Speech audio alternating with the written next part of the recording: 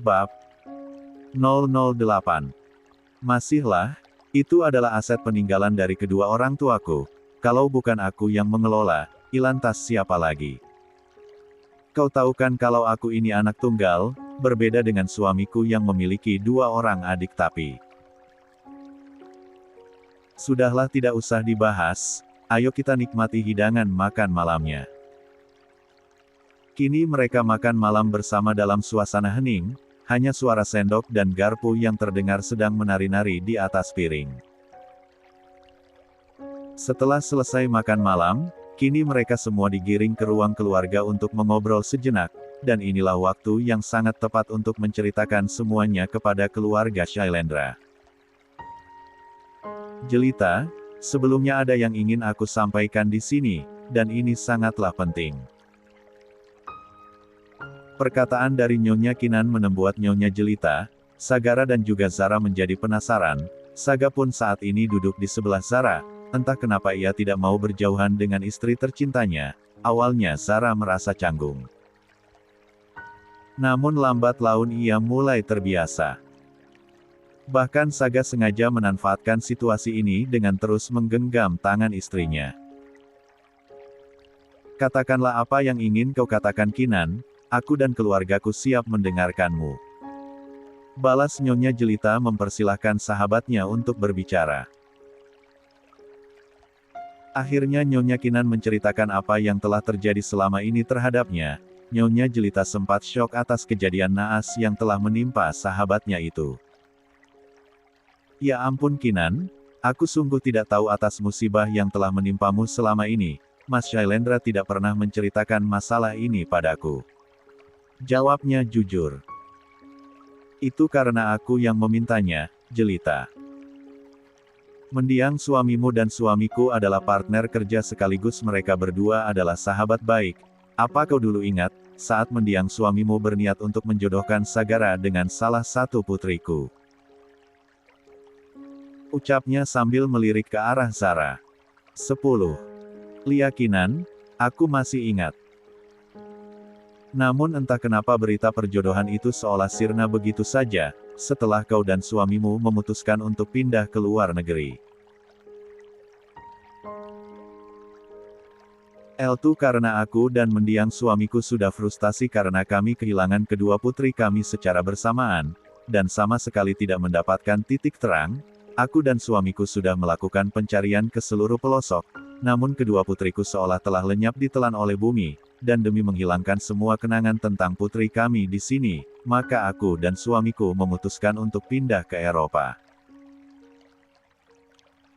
Akan tetapi aku tetap melakukan pencarian terhadap kedua putriku, dan aku yakin jika kedua putriku masih hidup, sampai akhirnya Komisaris Wira dan rekan polisi lainnya telah berhasil menemukan jejak salah satu putriku yang pertama. Mendengar Kinan berkata seperti itu, Nyonya Jelita semakin dibuat penasaran, begitupun dengan Sagara dan juga Zara, bahkan Saga sempat berasumsi jika Tuan Felix ada kaitannya dengan kasus ini, karena setahu dirinya dari Tuan Barata jika Felix adalah adik kandung Tuan Sastro Wardoyo, dan Felix termasuk orang yang berambisi, dan Tuan Barata juga pernah membicarakan soal Tuan Felix yang berniat menguasai harta kekayaan milik mendiang kakaknya sendiri.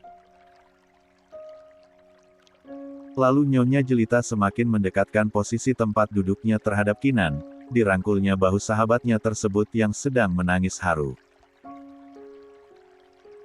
Sandra sang asisten pun ikut bersedih atas penderitaan yang telah dialami oleh Nyonya Jelita lebih dari 20 tahun lamanya. Kamu yang sabar ya Kinan, aku yakin sebentar lagi kamu akan segera bertemu dengan kedua putrimu. Kalau tidak salah nama anak pertamamu Sabila dan anak bungsumu Talita, kau biasa memanggilnya Tita, iya kan? Nyonya Kinan tersenyum tipis. Rupanya kau masih mengingat nama kedua putriku. Mendengar Nyonya Jelita mengatakan nama tersebut, entah kenapa Zara merasa familiar dengan nama itu, tapi ia tidak ingat karena dirinya telah mengalami hilang ingatan secara permanen setelah mengalami benturan saat ditemukan di sungai oleh Pak Abdullah. Namun semenjak kecelakaan kemarin, ia mulai sedikit mengingat kejadian saat dirinya berada di tempat yang sangat gelap gulita, di mana dirinya pada saat itu sangat ketakutan. Dan kedatanganku ke rumahmu malam ini, ada hal penting yang ingin aku sampaikan padamu dan juga Sagara. Saga pun semakin fokus dengan perkataan yang dilontarkan oleh Nyonya Kinan. Kemarin aku sudah menemukan di mana putriku berada. Ternyata ia telah diadopsi oleh keluarga Aditya Hartawan. Mendengar nama tersebut, baik Nyonya Jelita dan Sagara terkejut bukan main. Apa? Anda tidak asal bicara karen Nyonya Kinan? Cetus Saga sambil beranjak dari tempat duduknya. Ini adalah benar adanya Tuan Sagara. Balas Komisaris Wira ikut menimpali. Ini tidak mungkin. Sangkal kembali Saga. Kami memiliki banyak bukti, Tuan. Bahwa putri yang telah dirawat oleh keluarga Hartawan adalah seorang anak yang diadopsi dari panti asuhan kasih bunda milik Ibu Halimah, dan kami sudah melakukan penelusuran serta investigasi kebenarannya serta barang bukti pun sudah kami antongi, dan memang jika putri dari Tuan Aditya Hartawan adalah anak adopsi, yang ternyata gadis kecil tersebut adalah putri pertama Nyonya Kinan dengan Tuan Sastro Wardoyo yang telah hilang saat usianya baru menginjak 7 tahun. Tuturnya. 11. Saga langsung terdiam, ia benar-benar tidak menyangka dengan semua kenyataan ini. Jadi Naura adalah putrimu? Tanya Saga ke arah Nyonya Kinan. Lia Saga, Naura alias Sabila adalah putri kandungku yang telah lama menghilang dan setelah aku mengetahuinya, ternyata putriku sudah meninggal, aku benar-benar sangat terpukul atas kejadian ini. Jawabnya sambil menangis haru. 12. Seisi rumah mulai hening, hanya terdengar isakan tangis dari Nyonya Kinan. Zara mencoba mendekati Nyonya Kinan, entah ada dorongan apa sehingga membuatnya merasa terenyuh dan sedih atas peristiwa yang telah menimpa wanita paruh baya di hadapannya. Nyonya, tabahkan hatimu. Aku yakin bahwa mendiang Nyonya Naura akan sedih melihat ibunya seperti ini, Anda harus kuat dan juga tegar. Ujarnya memberi semangat. Lalu secara tiba-tiba saja Nyonya Kinan memeluk tubuh Zara begitu erat. Hiks, kau tahu Zara, jika aku berhasil menemukan putri bungsuku, mungkin usia putriku seumuran denganmu, aku sangat merindukannya, dan semoga putri bungsuku masih hidup, Tita. Mama sangat merindukanmu. Ujarnya semakin mengeratkan pelukannya. Entah kenapa Zara merasakan nyeri di dadanya, seperti tertusuk oleh ribuan jarum. Zara malah mencoba menyusut air mata Nyonya Kinan dengan ibu jarinya. Sudah ya Nyonya, jangan bersedih terus, sekarang Nyonya tidak sendiri, ada kami yang akan selalu mendukungmu, dan tentunya ada Maura, karena Maura adalah cucumu. Maura sendiri masih tidak percaya jika dirinya telah memiliki 2 orang nenek yang sangat cantik. Maura, kemarilah. Apa kamu tidak merindukan nenekmu? Panggil Zara kepada Maura, dan akhirnya Maura mendekat ke arah Nyonya Kinan sambil dibantu oleh Suster Mira. Akhirnya Nyonya Kinan bisa memeluk cucu kandungnya, dan ia pun kembali menangis haru. Maura sendiri, ia juga ikutan menangis sambil memeluk erat tubuh neneknya. Nenek, aku tidak menyangka jika Mamah Naura memiliki seorang ibu secantik nenek. Pantas saja wajah nenek dengan Mamah Naura sangat mirip. Dan nenek juga agak mirip loh sama Bunda Zara. Celetuk Maura. Dek. Seketika Zara dan Nyonya Kinan langsung terdiam dan keduanya saling melirik satu sama lain. Entah kenapa jika hatiku mengatakan bahwa Zara adalah Tita, putri bungsuku Yareng telah hilang, aku harus menyelidikinya, sepertinya Komisaris Wira bisa membantuku. Ujarnya dalam hati. 2. Setelah kejadian semalam, Saga berencana untuk ikut membantu mencari putri bungsu dari Nyonya Kinan, bahkan dirinya saat ini sudah mengantongi foto seorang anak kecil berusia 5 tahun, yakni anak bungsu Nyonya Kinan. Zara sendiri tidak mengetahui apa yang telah dilakukan suaminya di belakangnya. Saat berada di dalam kantor, entah kenapa John merasa tidak asing akan foto anak kecil yang ditunjukkan oleh Tuan Saga padanya. Secepatnya anak buahmu segera menemukan jejak bocah di dalam foto itu, John. Perintahnya tidak mau tahu. 13. Cek, sepertinya sangat sulit Tuan, mengingat bahwa ini adalah foto 20 tahun yang lalu. Jawabnya ragu. Dicoba dulu, apa susahnya sih John? Baiklah Tuan. Semoga saja saya mendapatkan titik terang soal kasus ini. Oh iya Tuan. Kemarin Tuan Felix datang ke sini, dia ingin meminta maaf atas tragedi yang telah disebabkan oleh putrinya. Menurut Tuan bagaimana? Apa Tuan akan mencabut tuntutan Tuan, atau? John tidak melanjutkan perkataannya. Cabut tuntutan itu John, aku memiliki suatu rencana untuk membongkar kebusukan Tuan Felix lewat putrinya. Jawabnya telah membuat John melotot. Apa maksud dari Tuan berkata seperti itu? Saga malah tersenyum licik, tatapan matanya yang dingin, menandakan jika dirinya tidak main-main dengan rencananya kali ini. Akan aku manfaatkan Laura dan sekaligus akan aku jadikan senjata pembunuh untuk papahnya sendiri. Aku melakukan ini semua atas dasar balas dendam, karena manusia serakah itulah yang telah menyebabkan mendiang istriku terpisah dari keluarganya, dan si bedebah Felix harus merasakan hal yang sama. Apa jadinya jika darah dagingnya sendiri telah menjadi pengkhianat untuknya? Ha. Aku yakin dia akan mati berdiri. Sumutnya tertawa puas. 23. Hati-hati Tuan, jangan sembarangan bermain api, nanti Anda bisa terbakar oleh api yang telah Anda nyalakan sendiri. Tenang saja John, aku bekerja tidak seorang diri, ada Komisaris Wira yang menjadi backinganku. Jawabnya sangat percaya diri. Akhirnya John tidak berkomentar apapun lagi. Ia tertunduk pasrah, karena keinginan tuannya tidak bisa digarenggu-gugat.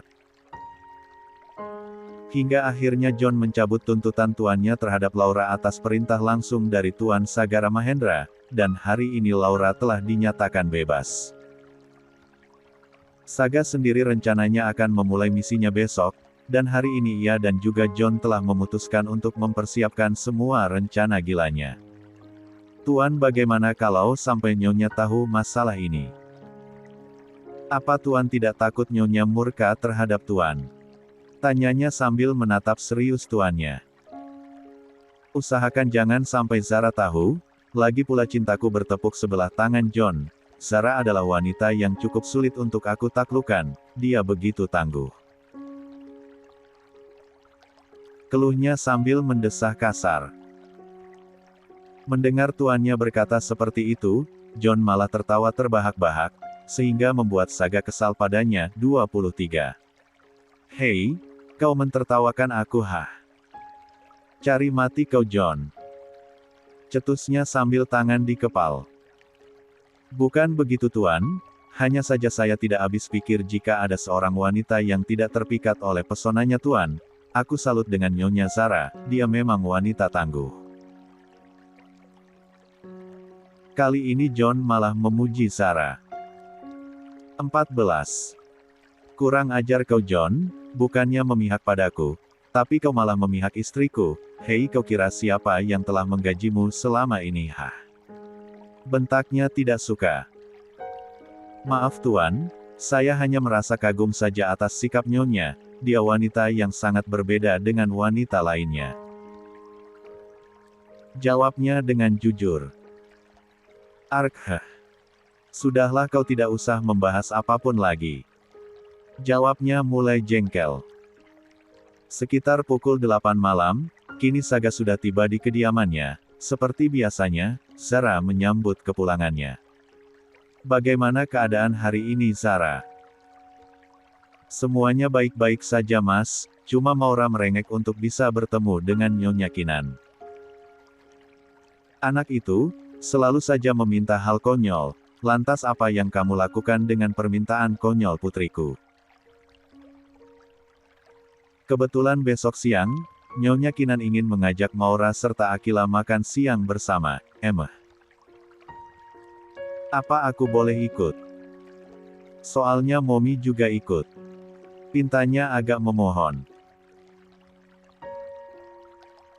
Lalu Saga menoleh, ditatapnya wajah Zara yang seperti sedang memelas ke arahnya. Terserah kamu saja Zara, yang terpenting kalian akan tetap dikawal oleh anak buahku, karena aku tidak ingin terjadi sesuatu lagi padamu. Jawabnya sambil membelakangi Zara. Dek. Mendengar suaminya seperti itu Zara pun mulai terenyuh hatinya. Tidak kusangka kau begitu mengkhawatirkan akan keselamatanku, terima kasih Mas Saga. Ucapnya dalam hati. 6. Setelah Saga selesai membersihkan diri, tiba-tiba ponsel miliknya terdapat notif pesan masuk, ia pun segera membuka isi ponsel tersebut. Dengan sengaja Saga membalas isi pesan dari seseorang sambil tersenyum renyah. Zara yang menyaksikan langsung suaminya bersikap tidak biasanya, mulai menaruh curiga. Merasa diabaikan oleh suaminya sendiri karena sedari tadi tidak pernah putus membalas chat dari seseorang di saat menjelang malam seperti ini, menurutnya ini tidaklah wajar. Sampai di atas ranjang tempat tidur pun Saga masih asik memainkan ponsel miliknya, bahkan ia sampai tersenyum seorang diri. Hei, kenapa kau terlihat seperti mendapatkan pesan dari kekasihmu? Tidakkah kau membalasnya besok saja? Ops, tunggu dulu, seorang kekasih. Apakah Mas Saga berniat berselingkuh di belakangku, setelah apa yang sudah ia perbuat padaku? Batinnya mulai dongkol. 2. Mas, bisa tidak main ponselnya disambung besok lagi? Protesnya sambil mengerucutkan bibirnya. Namun sayangnya Saga tidak meresponnya, ia malah fokus terhadap benda pipi miliknya, hingga akhirnya Zara. 15. Merampas ponsel milik suaminya karena merasa diabaikan.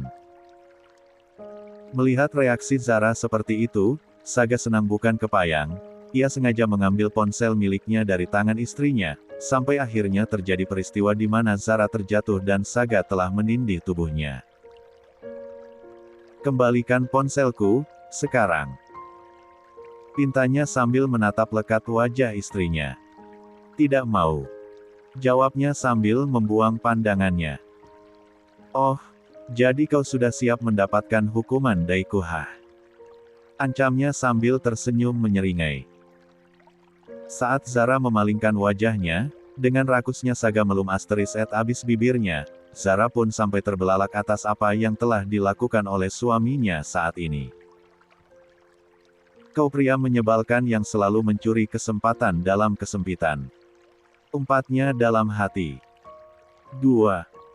16. Kali ini Zara benar-benar dibuat kesal atas ulah suaminya yang dengan seenaknya melakukan hal seperti itu, rasanya bibirnya sudah seperti tersengat lebah, sedangkan Saga malah tersenyum puas sambil mengelap bibirnya. Kenapa bibirmu begitu manis?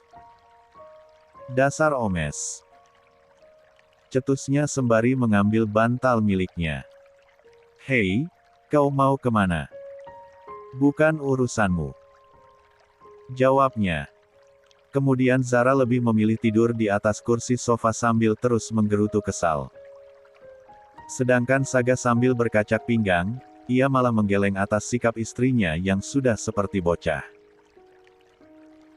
Ternyata kau jauh lebih menggemaskan dari Naura, Aish. Kau telah membuatku semakin gila, Zara Hafizat. Aku bersumpah akan menaklukkanmu apapun caranya, aku tidak peduli. Batinnya mulai merenggebu. Setelah Zara larut dalam tidurnya, dan sepertinya sudah tertidur pulas, kini Saga sengaja memindahkannya kembali ke atas tempat tidurnya. Tidak akan pernah aku membiarkan kamu tidur di sofa, mana ada suami istri tidur terpisah.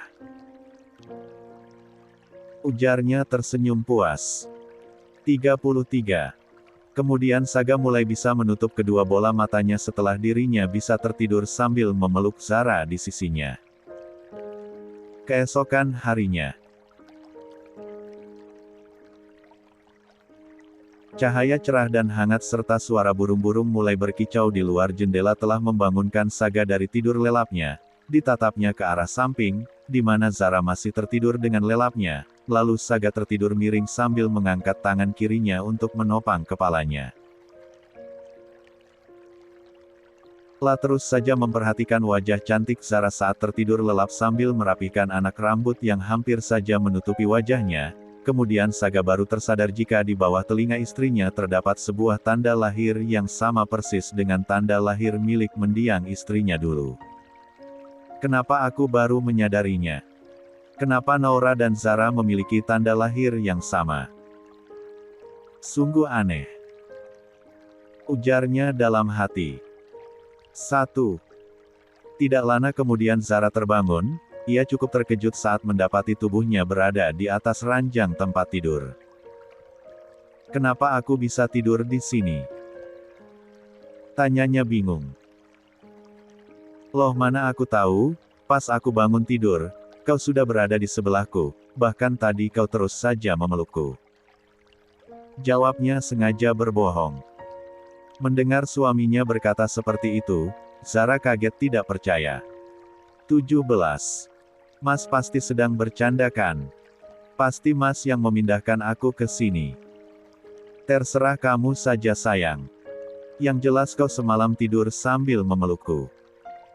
Mendengar suaminya berkata seperti itu, Zara merasa sangat malu, wajahnya malah berubah seperti kepiting rebus, kemudian ia melihat jam di dinding. Ya ampun, aku belum sholat subuh. Ucapnya dan bergegas pergi ke dalam kamar mandi.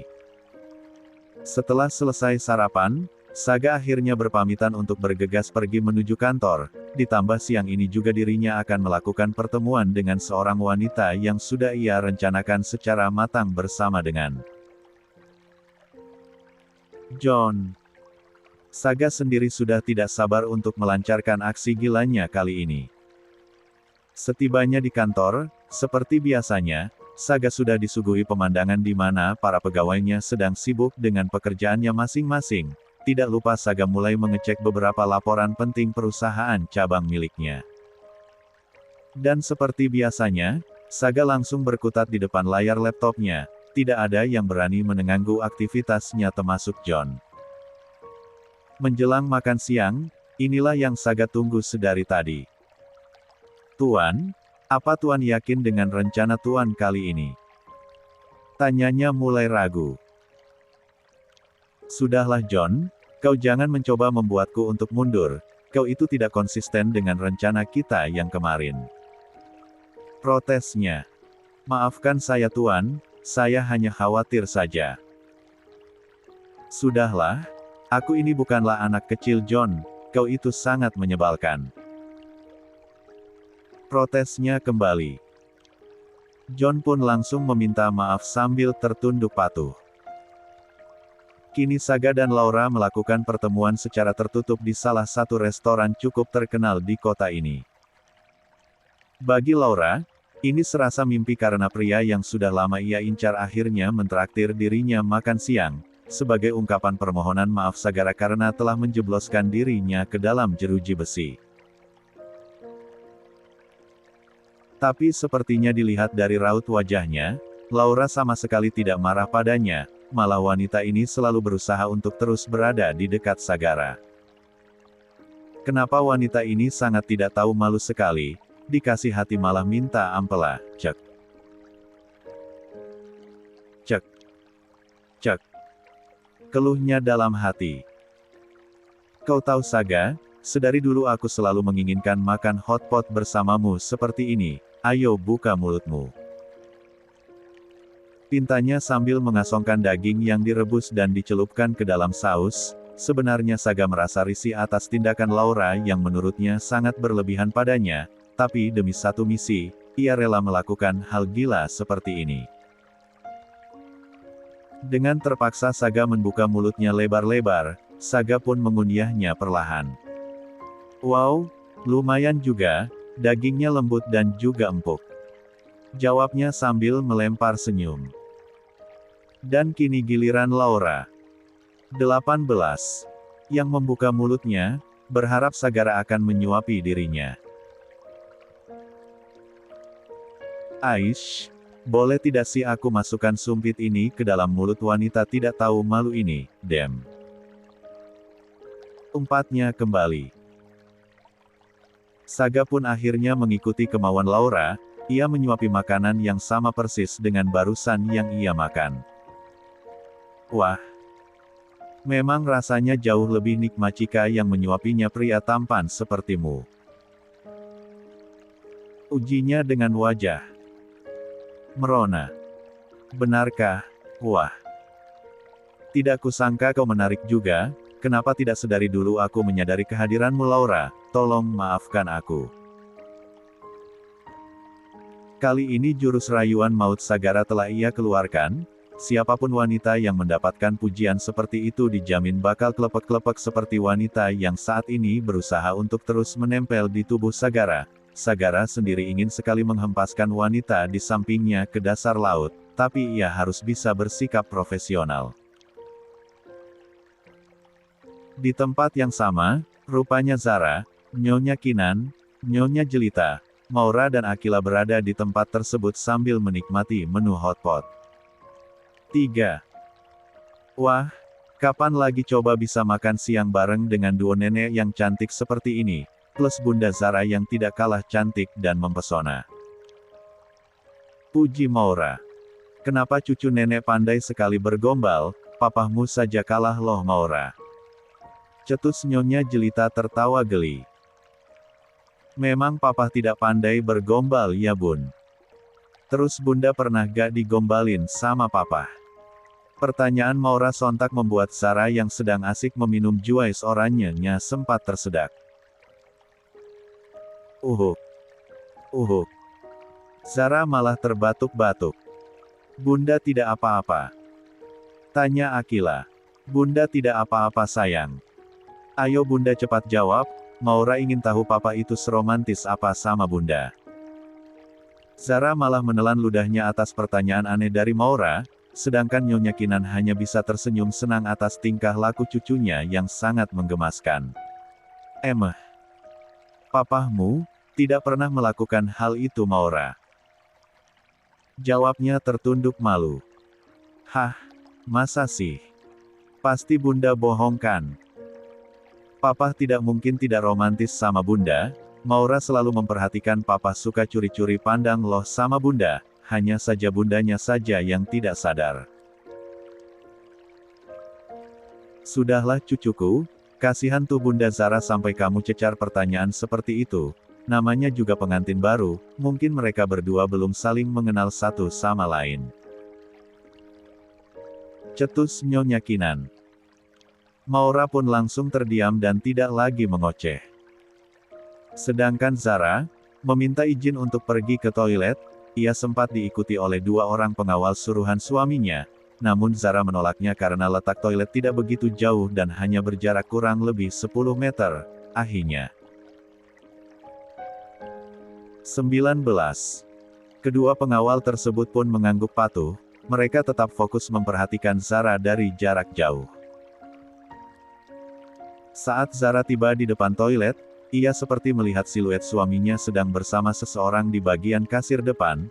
Akhirnya Zara mencoba mengintip dari balik tirai, dan benar saja, Zara tidak menyangka telah memergoki suaminya sedang bersama seorang wanita dan posisi wanita tersebut membelakanginya. Zara sempat penasaran dengan wanita tersebut. Ditambah posisi wanita tersebut telah bergelayut manja terhadap suaminya. Mas Saga, Kau benar-benar menyebalkan, kau selingkuh. Batinnya tersulut emosi. 5. Kali ini Zara serasa telah tumbuh tanduk di kepalanya. 4. 20. Perang dingin. Setelah mengetahui suaminya telah berselingkuh, Zara selalu menekuk wajahnya, bahkan bibir kerucutnya mulai dipertontonkan kepada semua orang. Maura dan Lala merasa heran akan sikap bunda mereka yang tiba-tiba menjadi aneh seperti itu. Tidak ada angin, tidak ada hujan, tiba-tiba saja berwajah masam.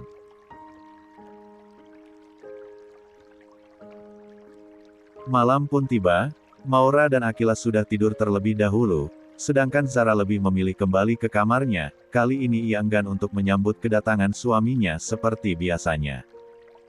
Akhirnya Zara memutuskan untuk tidur lebih dulu, lampu kamar pun ia ganti dengan lampu tidur yang cahayanya terlihat temaram. Sekitar 30 menit kemudian, Saga akhirnya pulang dari kantor. Ia merasa ada yang aneh dengan istrinya, kenapa tidak menyambut kedatangannya seperti biasanya. Ia pun sempat bertanya kepada ibunya. "Mam, istriku kemana? Anak-anak apa sudah tidur?" Tanyanya sambil tengok ke kanan dan kiri. "Anak-anak sudah tidur Saga, kayaknya kecapean setelah tadi makan siang di restoran Red Box." Dek. Mendengar nama Red Box Resto, Saga langsung melotot. "Apa mah, jadi kalian tadi malam siang di sana?" Tanyanya tidak percaya. "Lihat Saga, tapi tidak tahu kenapa istrimu tiba-tiba saja berubah menjadi murung setelah ia pergi dari toilet," balasnya. Saga benar-benar tidak habis pikir jika keluarganya makan siang di restoran yang sama dengannya, ia bahkan sampai menelan ludahnya sendiri. 2. Kemudian Saga pergi meninggalkan ibunya begitu saja. Kini kedua kakinya telah melangkah perlahan, di dalam otaknya ia terus berpikir apa jangan-jangan Zara melihat dirinya sedang bersama Laura, kalaupun iya, bisa terjadi perang dunia ketiga. Entah kenapa muncul rasa takut di dalam benaknya, seumur-umur, baru kali ini ia merasakan hal menegangkan seperti ini. Ceklek. Akhirnya Saga berhasil membuka handle pintu kamarnya. Lah sempat menengok ke arah tempat tidur, rupanya Zara sudah tertidur pulas di sana dengan posisi membelakanginya dan sebagian tubuhnya ditutup oleh selimut. Lalu Saga masuk perlahan, sambil menutup pintu kamarnya. Zara sendiri rupanya belum bisa tertidur pulas, entah kenapa hatinya selalu bergemuruh jika mengingat kejadian tadi siang di restoran, bayang-bayang akan suaminya sedang bermesraan dengan wanita lain, rasanya dirinya terbakar oleh api cemburu. 3. 21. Setelah Saga selesai mandi dan mengenakan piyamanya, kemudian ia naik ke atas ranjang tempat tidur.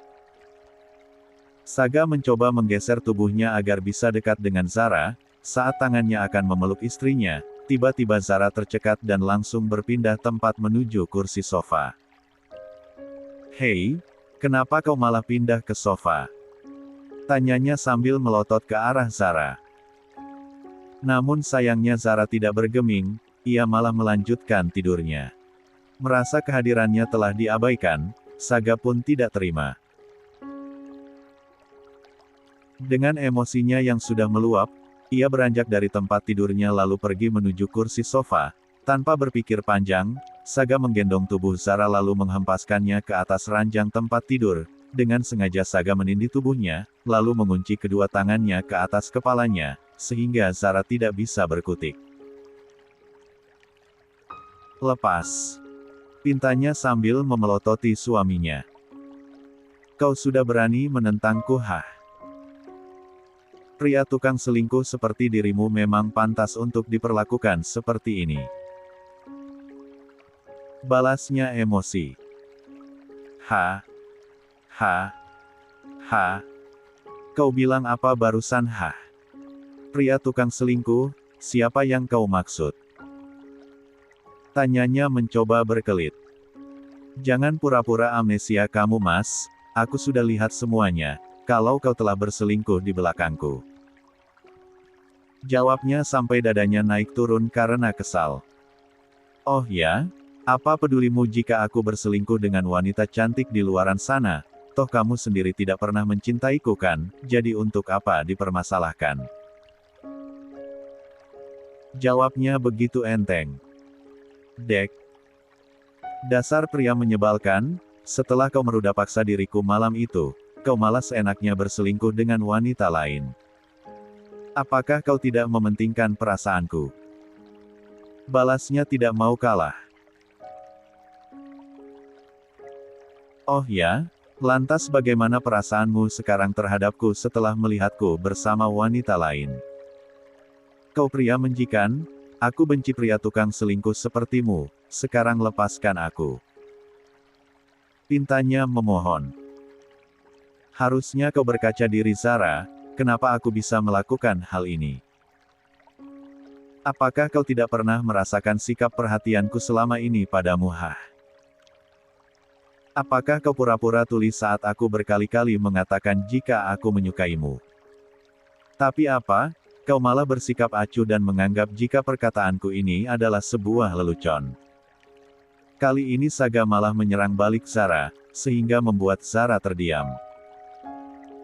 Kumohon, berhentilah mengabaikan perasaanku, cobalah untuk membuka hatimu untukku. Pintanya sambil menatap lekat wajah istrinya. Apa kamu tidak sadar dengan perkataanmu dulu, jika aku adalah kelinci peliharaanmu yang harus patuh akan semua perintahmu?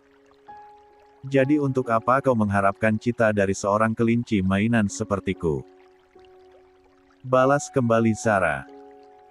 Kini malah gantian Saga yang terdiam. 22. Itu dulu, sebelum aku jatuh cinta padamu, dan sekarang aku sudah tidak menganggap kau sebagai kelinci peliharaanku, tapi kau adalah istriku. Tegasnya, lalu Saga mulai melepaskan cengkraman tangannya dan beranjak dari atas tubuh istrinya. Zara menatap heran terhadap sikap suaminya kali ini. Tidurlah kau di atas ranjang tempat tidur, biarkan aku saja yang tidur di kursi sofa, karena aku tahu jika kau akan merasa jika berada di dekatku. Dek. Zara malah merasa bersalah atas perkataannya barusan. Kenapa malah jadi seperti ini?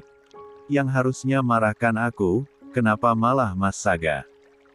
Umpatnya dalam hati. Keesokan harinya. Di saat cuaca pagi ini yang begitu cerah, telah terjadi perang dingin antara Sagara dan juga Zara. Semenjak kejadian semalam, kini keduanya tidak saling sapa sama sekali. Zara sendiri sempat kesal karena diabaikan oleh suaminya yang jelas-jelas bersalah.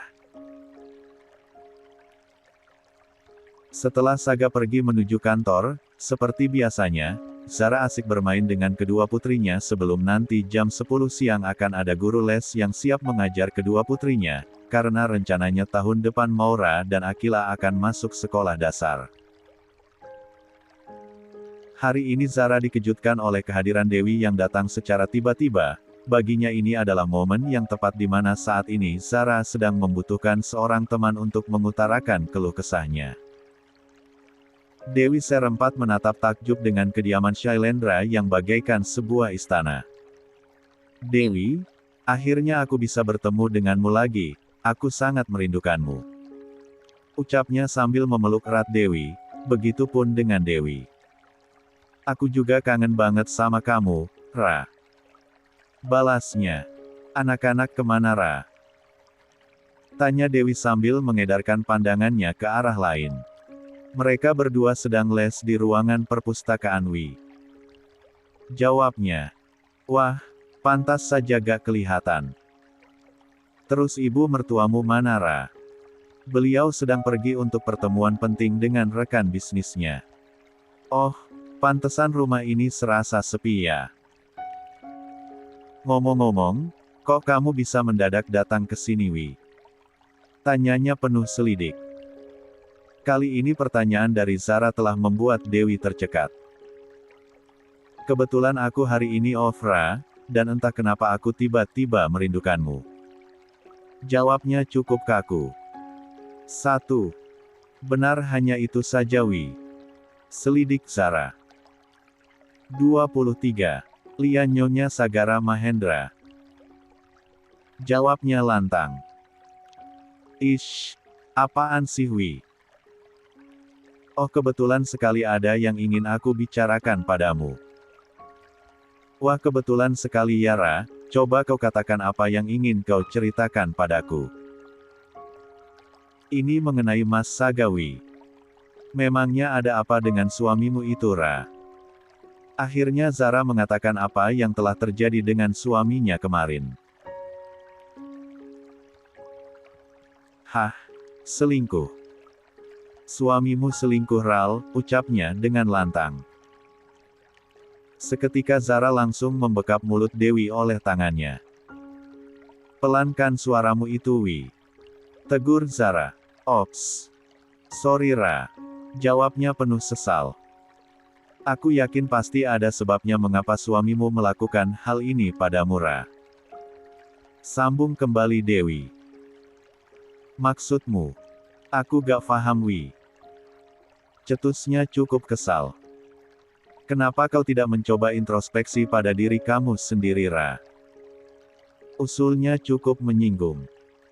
Kok kamu malah ngomong kayak gitu sih, seolah aku yang sepenuhnya salah. Lalu Dewi mencengkram dengan kuat bahunya Zara.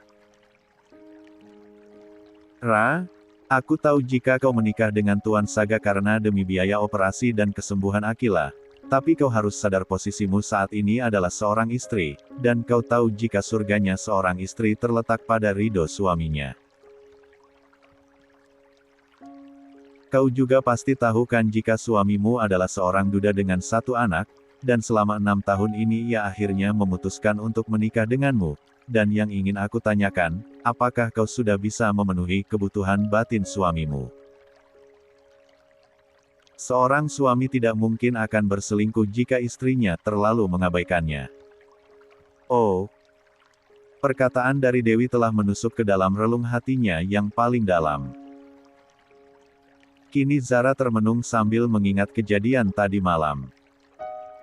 Lantas apa yang harus aku lakukan Wi? Tanyanya bingung. Rebut kembali suamimu dari para pelakor, dan berikan servis yang memuaskan untuk suamimu agar dirinya tidak berpaling darimu. Apa? Jangan gila kamu Dewi. Zara, aku berbicara soal fakta loh. Ingat jika saat ini kau masih sangat membutuhkan biaya pengobatannya Lala. Cetusnya. Fiuh. Jadi aku harus menyerahkan diriku terhadap suamiku sendiri agar suamiku tidak mencari wanita lain di luaran sana, begitu maksudmu Hah? Betul sekali Zara, buat suamimu bertekuk lutut padamu. Jawabnya asal ceplos. 24. Ini sangatlah berat untukku Wi, aku harus menjatuhkan harga diriku di hadapan suamiku sendiri. Ucapnya dalam hati. 6. 25. Menggodanya. Setelah Dewi memutuskan untuk pulang, Zara kembali terngiang-ngiang akan perkataan sahabatnya tersebut. Sebenarnya perkataan Dewi itu ada benarnya, hanya saja. Arkhah. Kenapa harus dengan cara seperti itu? Melakukannya saja aku masih trauma. Ucapnya bermonolog. Kali ini Zara terlihat seperti wanita yang sedang kebingungan, ia terus saja mondar-mandir di dalam kamar tidurnya. Kemudian langkahnya tertuju kepada lemari pakaian miliknya, dilihatnya baju transparan yang dipenuhi jaring ikan. Ya ampun, masa iya aku harus memakai pakaian seperti ini saat aku tidur dengan Mas Saga? Harga diriku rasanya jatuh seketika, tapi... Lupakan harga diri, ini semua demi keutuhan rumah tanggaku, karena aku masih membutuhkan Mas Saga. Ucapnya bermonolog. Lalu Zara meraih pakaian tersebut dan menaruhnya di dalam lemari kecil kamar mandi. Sekitar pukul 9 malam, akhirnya Saga tiba di rumah, Zara terpaksa menyambut suaminya meski dalam keadaan saling diam. Saat keduanya saling bertemu, Zara hanya mencium punggung tangan suaminya secara takzim, Kali ini tidak ada sapaan ataupun obrolan sama sekali di antara keduanya, malah suasananya mendadak menjadi hening. Nyonya Jelita sempat memergoki anak dan juga menantunya yang menurutnya bersikap tidak seperti biasanya. Ada apa dengan mereka berdua? Kenapa mereka terlihat seperti orang yang sedang bermusuhan? Ujarnya dalam hati. Setibanya di lantai 2, Saga langsung pergi ke dalam kamar mandi dan Zara menyiapkan pakaian ganti untuk suaminya dan meletakkannya di atas ranjang tempat tidur. Zara merasa sangat canggung saat ini, ia tidak tahu harus memulainya dengan cara seperti apa. Kini dirinya memutuskan untuk duduk di kursi sofa sambil memainkan benda pipih miliknya. Setelah 30 menit, Saga keluar dari dalam kamar mandi, lalu mengenakan pakaian yang sudah disediakan oleh Zara barusan. Kali ini Zara hanya bisa melirik ke arah suaminya yang sedang menyisir rambutnya di depan pantulan cermin. Saga sendiri rasanya tidak tega bersikap dingin seperti ini terhadap Zara, tapi ini semua merupakan salah satu rencananya, agar bisa menaklukkan sang istri yang menurutnya sangat keras kepala. Lalu Saga memutuskan untuk tidur di atas ranjang tempat tidurnya dan menyelimuti tubuhnya. Kali ini benar-benar tidak ada percakapan sama sekali di antara keduanya. Zara pun geram dibuatnya, pikiran buruk akan suaminya yang mulai bersikap dingin akibat berselingkuh dengan wanita lain mulai mencuat. Ia pun sampai mengepalkan kedua tangannya. Saga yang diam-diam memperhatikan wajah istrinya yang terlihat kesal, hanya bisa tersenyum puas. Kepalang tanggung jika aku mencoba merahasiakan hubunganku dengan Laura, sebaiknya Zara tahu ketanyaannya. Aku ingin tahu apakah Zara cemburu atau tidak, tapi sepertinya istriku yang sangat menggemaskan ini mulai ada rasa cemburu, ya. Itu artinya ia sudah memiliki rasa terhadapku. Rupanya aku tidak sia-sia dengan rencana. 26. Mendekati Laura, hitung-hitung sambil menyelam minum air, ucapnya tersenyum penuh arti. 23. Kemudian Zara beranjak dari kursi sofa menuju arah kamar mandi. Saga begitu penasaran, apa yang akan dilakukan oleh istrinya tersebut. Sambil bercermin di depan pantulan cermin kamar mandi, Zara benar-benar merasa malu saat melihat tubuhnya mengenakan pakaian seperti ini, rasanya sudah seperti tidak sedang berpakaian saja. Kemudian ia mulai menyisir rambut panjangnya, lalu menyemprotkan beberapa parfum beraroma vanila tepat di bagian leher dan sekitarnya. Tidak lupa gincu berwarna merah mereka ia kenakan tepat di bibirnya. Aish, kenapa bibirku begitu menyala seperti ini? Tampangku sudah seperti wanita penggoda. Tuturnya. Kemudian Zara mulai menghela nafasnya sejenak agar bisa jauh lebih tenang. Akhirnya dengan penuh keberanian dan tidak peduli lagi tentang harga diri, Zara membuka handle pintu kamar mandi. Sambil berjalan berlenggak-lenggok, ia mencoba melangkahkan kedua kakinya menuju arah ranjang tempat tidur. Kali ini Zara memberanikan diri duduk di samping suaminya, yang saat ini posisinya membelakanginya. Entah kenapa Zara merasa ada keraguan untuk melakukan hal ini, baginya ini adalah tindakan paling nekat seumur hidupnya. Hingga pada akhirnya ia kembali beranjak dari atas ranjang tempat tidur, dan berencana untuk mengurungkannya. Namun seketika Saga membalikan tubuhnya dan meraih tangan istrinya, hingga akhirnya Zara terjatuh di atas tubuhnya. Dak. Dik. Duk. Debaran jantung di antara keduanya berdegup cukup kencang, serta wajah merona yang tidak bisa mereka sembunyikan. Saga sempat terkejut saat mendapati istrinya yang sangat berbeda. Kali ini Zara sudah terlihat seperti wanita lain di matanya, yakni wanita seksi dan mengira-irakan dan tentunya sangat disayangkan jika harus disia-siakan begitu saja. Kenapa malam ini kau begitu menggodaku sayang? Tanyanya masih dengan posisi Zara berada di atas tubuhnya, kini kedua tangannya berusaha mengunci tubuh Zara, yakni dengan melilitkannya tepat di area pinggang. Zara sempat memalingkan wajahnya. Kali ini ia benar-benar merasa sangat malu. Sebaiknya aku mengganti pakaianku Mas, aku tidak nyaman menggunakannya, jawabnya berusaha melepaskan tubuhnya. Sudah terlambat sayang, kau sudah membangunkan semuanya, jadi malam ini kau harus bertanggung jawab, jika kau tidak nyaman mengenakan pakaian ini, aku bisa melepaskannya untukmu. Mendengar suaminya berkata seperti itu, Zara malah langsung melotot. 27. Lalu Saga pun bangkit dan memindahkan tubuh Zara ke atas tempat tidur, kini dirinya sudah berada di posisi mengungkung tubuh istrinya. Jika kamu tidak ingin melihatku bersama wanita lain, maka layani aku malam ini, jadilah istri yang sempurna untukku. Pintanya dengan nafas yang sudah meremburu. Begitupun dengan Zara, ia hanya mengangguk patuh. Merasa sudah mendapatkan lampu hijau dari sang istri, Saga pun dengan leluasanya mulai menjamahnya, setiap lekukan tubuh indah Zara tidak luput ia sentuh, kini Zara mulai merasakan desiran aneh di sekujur tubuhnya, namun sepertinya tubuhnya pun menginginkan hal seperti ini, kali ini Zara tidak bisa memungkirinya, jika dirinya saat ini menginginkannya. Suara lenguhan di antara keduanya akibat tempo pemainannya yang sudah semakin jauh, membuat keduanya enggan untuk menghentikannya, kini kedua insan yang sedang dimabuk asmara ini mulai berpetualang menuju nirwana dan ingin terus menetap di sana dan enggan untuk kembali. Bagi Zara ini adalah pengalaman terindah di dalam hidupnya, dan seperti ini rasanya menjadi seorang istri yang sempurna untuk suaminya, yakni bisa memuaskannya secara lahir dan batin. Setelah keduanya selesai melakukan pergumulan, Saga tiada hentinya mengecup pucuk kepala Zara. Terima kasih sayang, akhirnya kau mau memberikannya untukku tanpa adanya paksaan. Maaf atas kejadian waktu itu karena aku melakukannya secara kasar padamu. Zara pun sangat mengerti apa yang telah terjadi pada suaminya waktu itu dan ia pun sudah tidak ingin membahasnya lagi.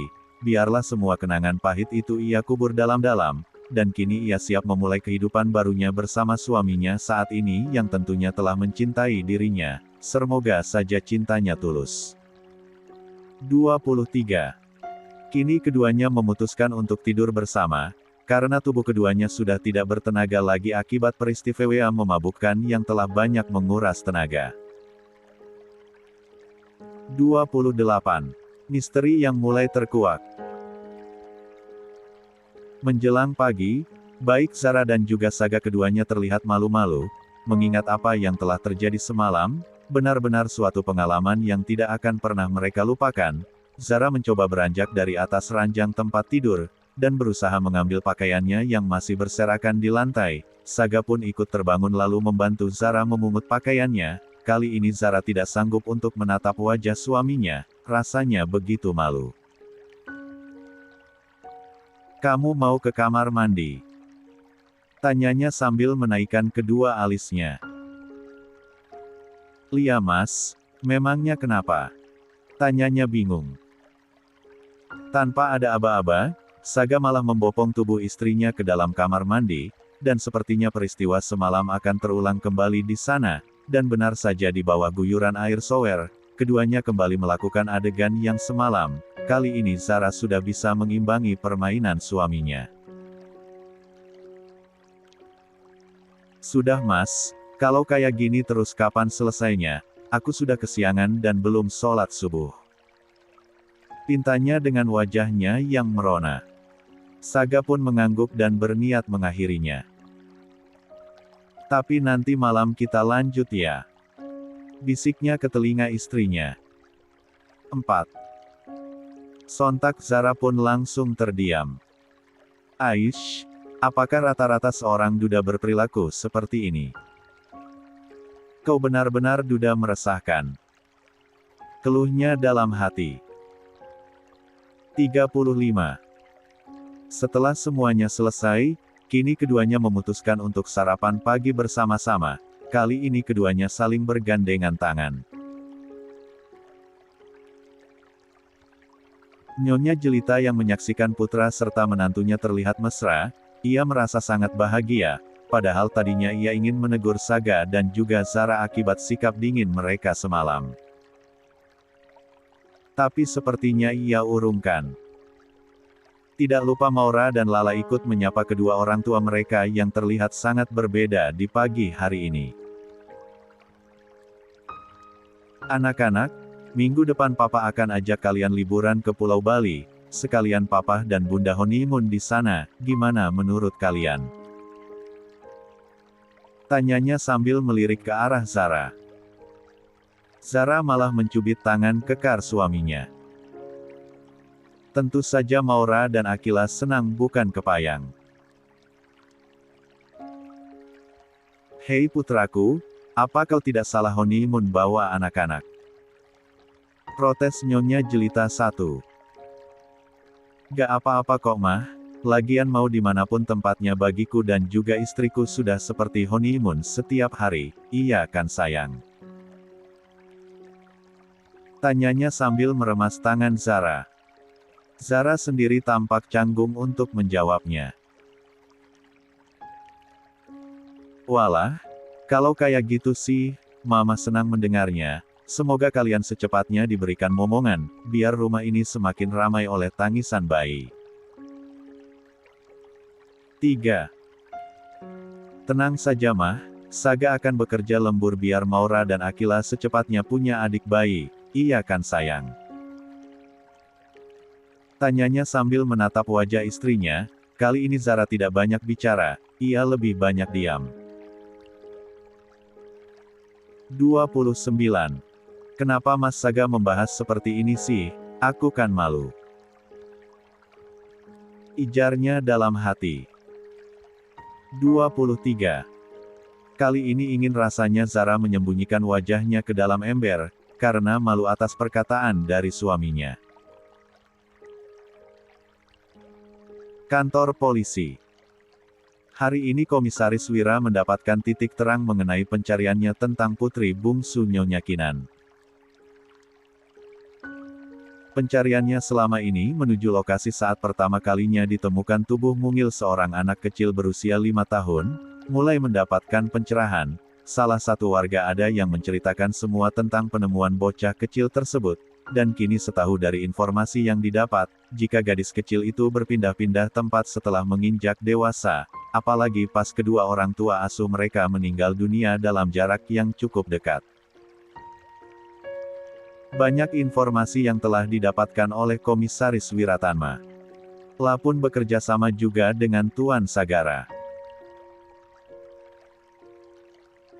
Kali ini Komisaris Wira lebih memilih memberikan informasi penting ini kepada Tuan Saga terlebih dahulu, hingga akhirnya ia memutuskan untuk bertemu dengannya di perusahaan Shailendra Group. Komisaris Wira cukup mengkhawatirkan akan keselamatan Nyonya Kinan, karena dirinya telah beberapa kali mendapatkan ancaman serta teror dari pelaku penculik kedua putrinya dulu yang diyakini jika pelakunya adalah Felix. Hanya saja Komisaris Wira belum mengantongi bukti yang kuat untuk menjeratnya ke dalam jeruji besi. Selamat pagi Tuan Saga. Sapanya sambil berjabat tangan.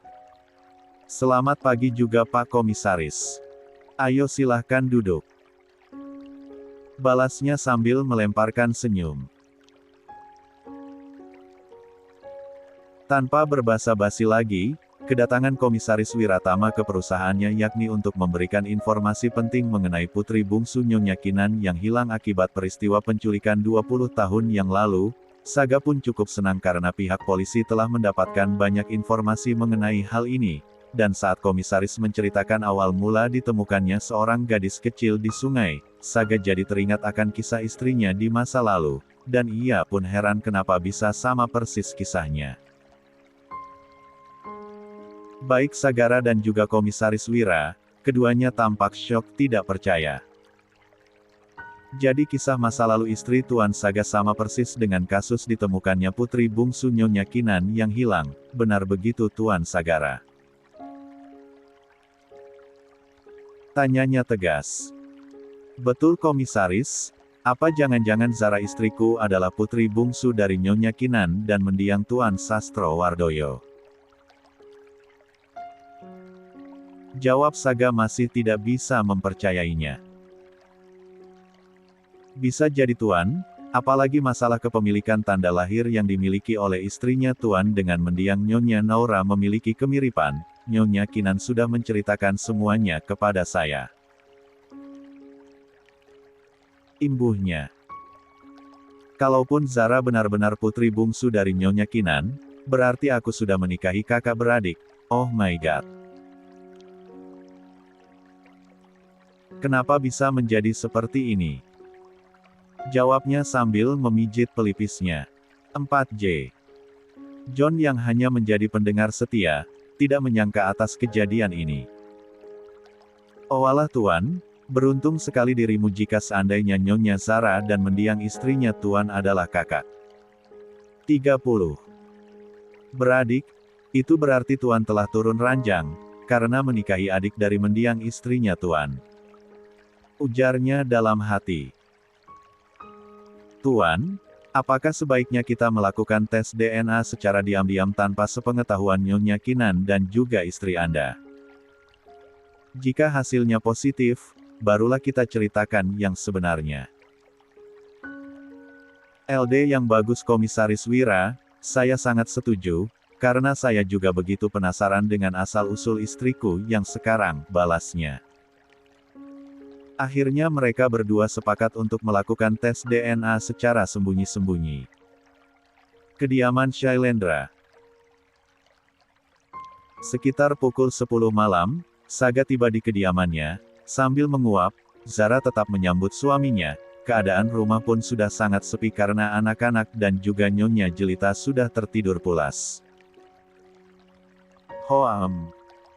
Kok tumben Mas Saga pulangnya selarut ini? Tanyanya sambil menguap.